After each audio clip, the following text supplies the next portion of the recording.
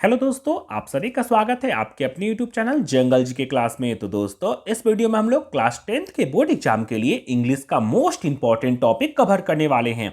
इस टॉपिक से बच्चों आप लोग के बोर्ड एग्जाम में हर बार 5 नंबर के सवाल पूछे जाते हैं।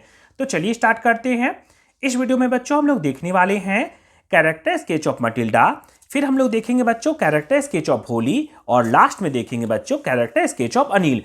आप लोग फर्स्ट टर्मिनल, सेकंड टर्मिनल या फिर थर्ड टर्मिनल का एग्जाम दिए होंगे तो आप लोग जरूर देखे होंगे कि हम लोग के एग्जाम में एक कैरेक्टर स्केच 5 नंबर का जरूर पूछा जाता है।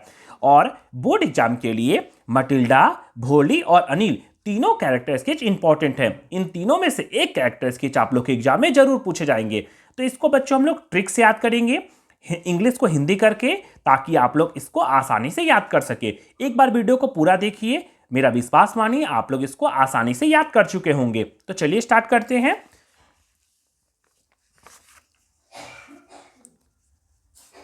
सबसे पहले बच्चों हम लोग देखते हैं give the character sketch of Matilda. Character sketch का मतलब होता है चरित्र चित्रण। किसके बारे में? मटिल्डा के बारे में। और आप लोग सप्लीमेंट्री बुक पढ़े होंगे तो जरूर इस कहानी को अच्छे से जाने होंगे। तो चलिए स्टार्ट करते हैं। इसका आंसर हो जाएगा बच्चों, Matilda is a very pretty. Matilda काफी सुंदर थी।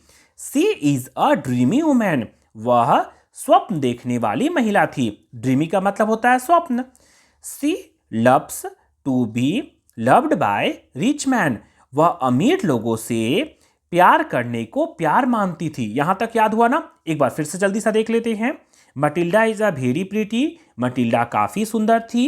She is a dreamy women. वह स्वप्न देखने वाली महिला थी। She loves to be loved by rich man. वह अमीर लोगों से प्यार करने को प्यार मानती थी।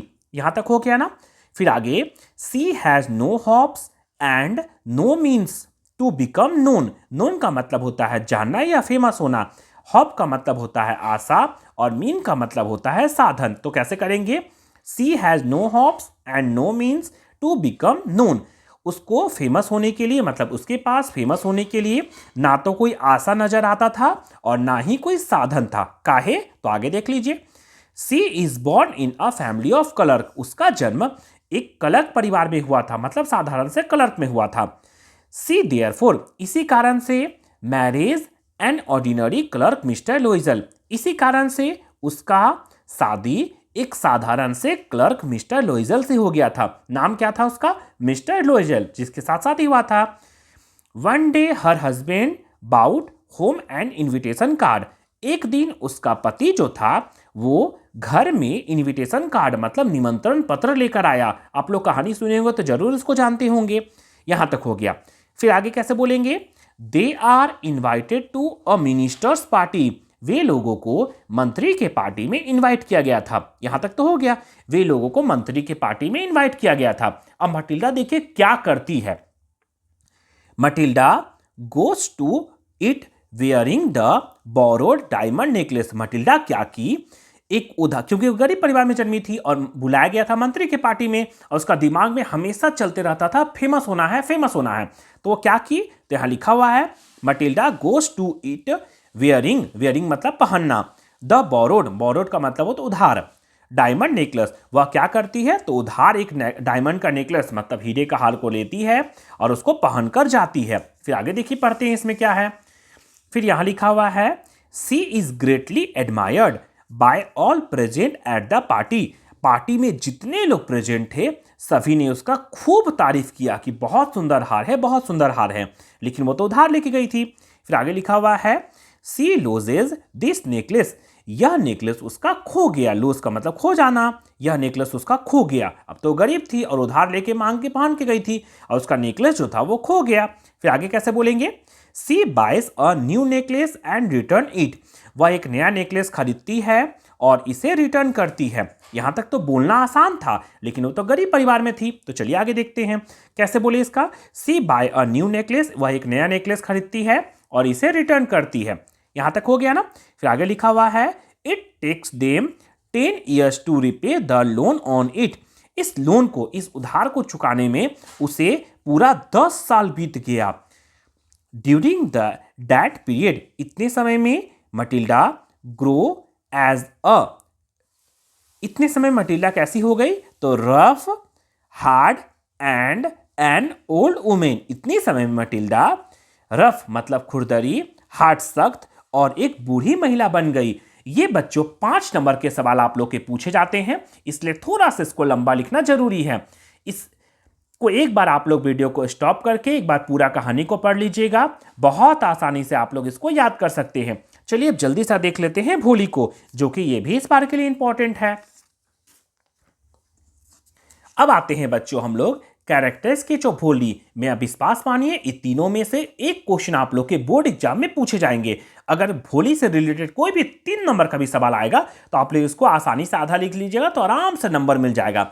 लेकिन character sketch of Matilda, character sketch of भोली और कैरेक्टर स्केच ऑफ अनिल, इन तीनों को जरूर याद करके जाइएगा। चलिए अब इसको हिंदी करके याद करते हैं। आप लोग कहानी पढ़े होंगे तो भोली का कहानी जरूर पढ़े होंगे सप्लीमेंट्री बुक में। चलिए देखते हैं। सेम क्वेश्चन लिखा हुआ है, give the character sketch of भोली।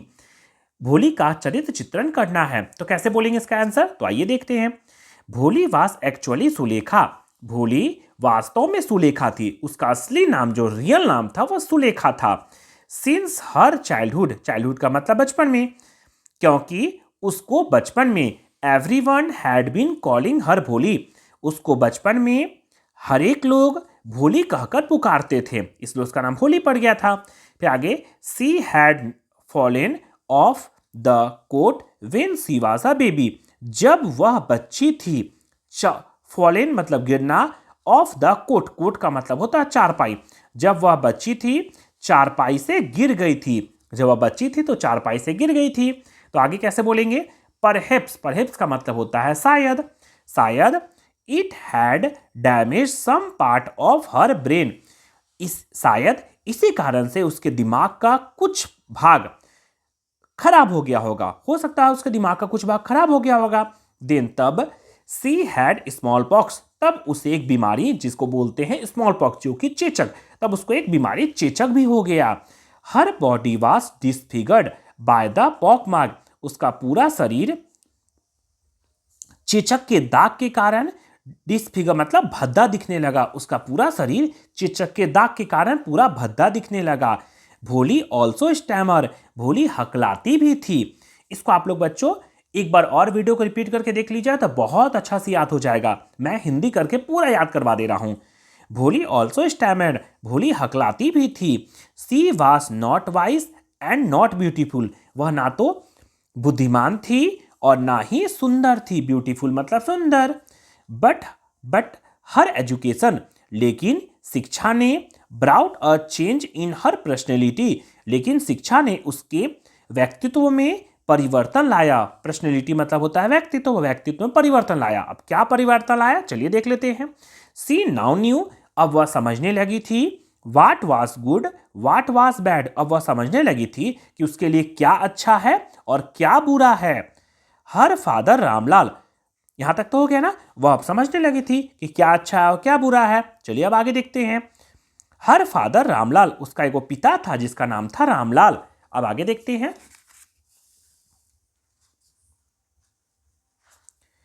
हर father Ramlal agreed to marry her to Bishambhar. उसका पिता जो था वो रामलाल, वो बिशंभर के मैरिज प्रस्ताव, बिशंभर एक जो कि बूढ़ा आदमी और लंगड़ा सा आदमी था, वो बिशंभर जो था उसके फादर के पास मतलब पिता रामलाल के पास मैरिज प्रस्ताव को लेकर गया कि हम भोली से शादी करना चाहते हैं।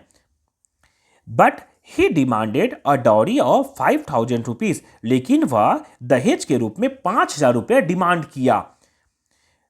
ऑन द मैरिज डे, शादी के दिन, भोली रिफ्यूज टू मैरी हिम। लेकिन क्या की भोली तो चालाक हो गई थी। अब तो शादी के दिन भोली शादी करने से मना कर दी। रिफ्यूज का मतलब मना कर दी।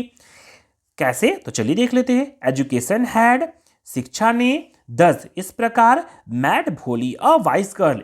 शिक्षा ने इस प्रकार भोली को एक बुद्धिमान गर्ल बना दिया। वाइस गर्ल मतलब बुद्धिमान गर्ल। सोचिए शिक्षा किस प्रकार व्यक्ति को चेंज कर देता है। चलिए अब तीसरा कैरेक्टर स्केच देख लेते हैं जो कि हम लोग के लिए बहुत इंपॉर्टेंट रहने वाला है। दोस्तों आप लोग को एक बार अगर नहीं समझ में आएगा वीडियो को एक बार वापस फिर से देख लीजिएगा। 100% ध्यान रखिएगा, इस बार एग्जाम में तीनों में से एक कैरेक्टर स्केच आने वाला है। चलिए अब लास्ट में देख लेते हैं कैरेक्टर स्केच ऑफ अनिल को। तो आइए स्टार्ट करते हैं। लास्ट कैरेक्टर स्केच बच्चों हम लोग का दिया हुआ है, give the character sketch of Anil. Anil का चरित्र चित्रण करना है, तो चलिए इसको कर लेते हैं। इसमें लिखा हुआ है बच्चों, Anil is a young man of 25। Anil 25 साल का एक जवान आदमी था। यंग मैन मतलब जवान आदमी। He kind, simple and easy going. वह दयालु, साधारण और शांत स्वभाव का था। इजी गोइंग मतलब शांत स्वभाव का था। He has a very big heart. उसका हृदय जो था वो बहुत बड़ा था। यहां तक हो गया ना, एक बार फिर से देख लेते हैं। Anil is a young man of 25। Anil 25 साल का एक जवान आदमी था। He is kind, simple and easy going. वह दयालु, साधारण और शांत स्वभाव का था। He is a very big heart. उसका हृदय बहुत बड़ा था। वह हमेशा सबका मदद करते रहता था। तो कैसे बोलेंगे? The thief needs a place to live in. Thief जो कि एक चोर था, चोर को एक जगह चाहिए था रहने के लिए। लिव का मतलब रहना। सो इसलिए the thief makes a friend with Anil. इसलिए चोर अनिल को दोस्त बना लेता है। मतलब चोर क्या करता है, अनिल से दोस्ती कर लेता है। Anil accepted the narrator who is a thief. Anil वर्णनकर्ता, नरेटर मतलब वर्णनकर्ता, वर्णनकर्ता को स्वीकार कर लेता है जो एक चोर था। मतलब जो अनिल का कहानी है उसमें वर्णनकर्ता एक चोर है। चोर ने ही कहानी लिखा है कि कैसे उसका हृदय परिवर्तन किया एक व्यक्ति ने। तो वही बोल रहा है, Anil accepted the narrator who is a thief. Anil narrator को मतलब वर्णनकर्ता को स्वीकार कर लेता है जो एक चोर था। The thief works for him. चोर उसके लिए काम करता है। मतलब किसके लिए? अनिल के लिए। He cook food for Anil. वह अनिल के लिए खाना बनाता है। Anil treats him nicely. Anil भी उसके साथ अच्छा व्यवहार करता है। Anil brings some money one day. Anil क्या करता है तो एक दिन कुछ पैसा लेकर आता है। अनिल कुछ पैसा एक दिन लेकर आता है। The thief steals it. चोर इसे चुरा लेता है। चोर क्या करता है? उसे चुरा लेता है। कैसे बोलेंगे फिर आगे? But he come back. लेकिन सोचिए, चोर कहीं भागता नहीं है, वापस फिर से आ जाता है। तो वही बोल रहा है, बट ही कम बैक। चोर पैसा लेके तो गया स्टेशन, फिर लेकिन वापस घर ही आ गया। तो बट ही कम बैक, वह वापस आ जाता है। He find his heart completely change. वह पाता है चोर कि मेरा हृदय तो पूरी तरह बदल गया है, मेरा चोरी वाला नियत है ही नहीं। फिर आगे बोलेंगे, ही पुट द मनी बैक। वह पैसा को वापस रख देता है। ही एक्सेप्ट द थिफ। अनिल चोर को स्वीकार कर लेता है। बिकॉज, अब सोचिए आप लोग रहिएगा तो चोर वापस आएगा तो उसको खूब मारिएगा, लेकिन अनिल ऐसा नहीं किया। वह चोर वापस अनिल के पास आया, पैसा को रख दिया और अनिल उसको फिर से वापस स्वीकार भी कर लिया, क्योंकि the thief is now change. चोर अब बदल चुका है, चोर पूरी तरह बदल चुका है। दस, इस प्रकार the Anil is great man. इस प्रकार अनिल महान आदमी है। कैसे महान है तो चलिए देख लेते हैं। He changes a thief into a good man. वह चोर को एक अच्छा इंसान बना देता है। इस तरह से बच्चों हम लोग 3 कैरेक्टर्स के याद किए हैं। ये तीनों में से इस बार बोर्ड एग्जाम में एक क्वेश्चन जरूर 5 नंबर के पूछे जाएंगे, इसलिए एक बार इसको फिर से रिपीट करके जरूर पढ़ लीजिएगा। और मेरे चैनल को अभी तक सब्सक्राइब नहीं किया तो सब्सक्राइब कर लीजिए, ताकि बोर्ड एग्जाम से रिलेटेड कोई भी वीडियो आप लोग का छूटे नहीं और आप लोग आसानी से अपने एग्जाम को दे सकें।